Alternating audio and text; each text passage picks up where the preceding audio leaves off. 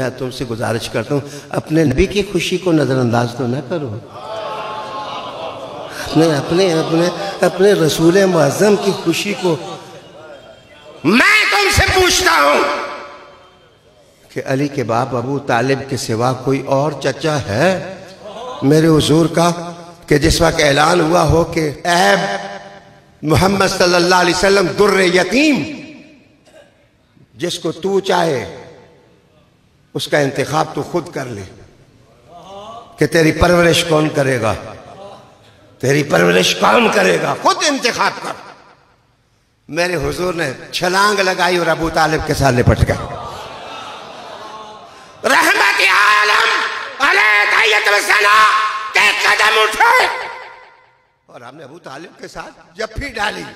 मेरा ये चचा क्या इतनी मोहब्बत भी नहीं दे सकते जितनी हुजूर ने अबू तालिब को दी? क्या पैसे लगते हैं, क्या धन जाता है, क्या भूचाल आता है, क्या जलजला तारी हो जाता है, तुम इतनी इज्जत भी न दो।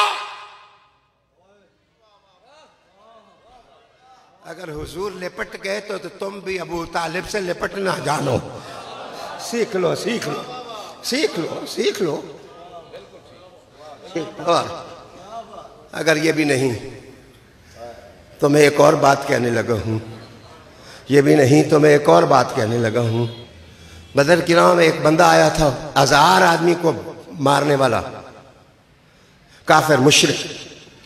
हुजूर से कहा था कि मुझे सिर्फ गज़वा में शामिल कर ले, मैं आपकी तरफ से लड़ूंगा, मुझे आप शामिल करें ना इस्लामी फौज में। हुजूर ने कहा मैं किसी मुशरिक से मदद नहीं लिया करता, मैं किसी मुशरिक से मदद नहीं लिया करता।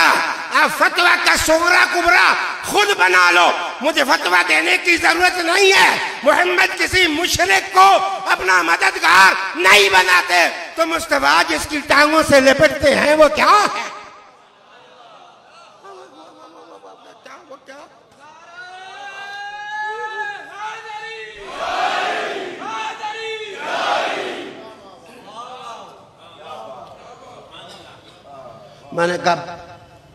मैंने कब इरग़मानी कलम लेके किसी का फतवा मनसूख किया है? मैंने कब आपकी इज्जत को छेड़ा है? मैंने कब आपका जो खजाने का टोकरा था मैंने उसको डिस्टर्ब किया है? मैंने तो सिर्फ इतना कहा है कि माज़ाक की आंखों में जो तस्वीर इज्जत की बनती है, खुदा रा उस तस्वीर की कदर करना जाओ।